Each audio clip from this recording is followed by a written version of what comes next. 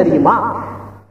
கோடான கோடிகளை சம்பாதிப்பதோ, உறுதியான முஸ்லிம் என்பதற்காக வேண்டிய உருவங்களை மட்டும் வெளியில் காட்டுவதோ, பல பள்ளி வாயில்களை கட்டுவதோ, அல்லது பெரிய பெயர் பெற்ற இயக்கங்களை நிறுவுவதோ, மக்கள் மத்தியிலே இடம் பிடித்து பல சாதனைகளை சாதிப்பதோ அல்ல.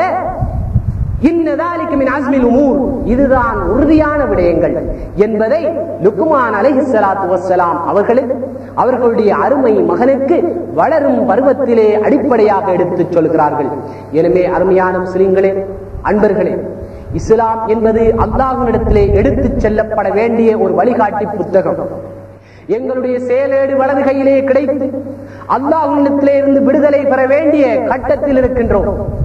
நாங்கள் வெறுமனே உலகத்தின் தீர்ப்பை நம்பி வந்தவர்கள் அல்ல, மாலிக் யௌமித்தீன் என்கின்ற அல்லாஹ்வுடைய இறுதி நாளை நம்பி வந்தவர்கள், தியாகத்தின் சொந்தக்காரர்களின் வாரிசுகளாக வந்தவர்கள், கொடை வள்ளல்களின் வயிற்று வழி வாரிசுகளாக வந்தவர்கள், பொறுமையாளர்களின் வாரிசுகளிலே வந்தவர்கள், உண்மையாளர்களின் வாரிசுகளிலே வந்தவர்கள், ஏகத்துவப்படுத்தும் தௌஹீத்வாதிகளின் வாரிசுகளிலே வந்தவர்கள்.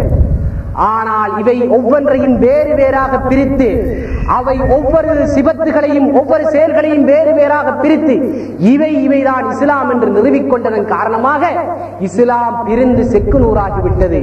எனவே எல்லாம் சேர்ந்து ஒரு மரமாக இஸ்லாம் வளர வேண்டும் என்றிருந்தால் அடிப்படையிலான அந்த பையா செய்யப்பட வேண்டும், அந்த தலைமைத்துவத்தில் ஒன்று தள்ள வேண்டும், ஒரு கூட்டமான முஸ்லிம்களாக மாற வேண்டும்.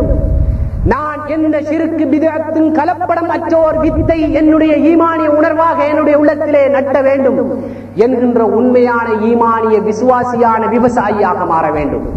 அப்படி மாறி மூமின்களாக வாழ்ந்து வல்லவன் அல்லாஹு தஆலா அவனுடைய தீர்ப்பை எங்களுக்கு சாதகமாக தந்து சுவனத்தில் நுழையக்கூடிய பாக்கியத்தை ஆண்கள் பெண்கள் அத்தனை முஸ்லிம்களுக்கும் தந்தருவானாக.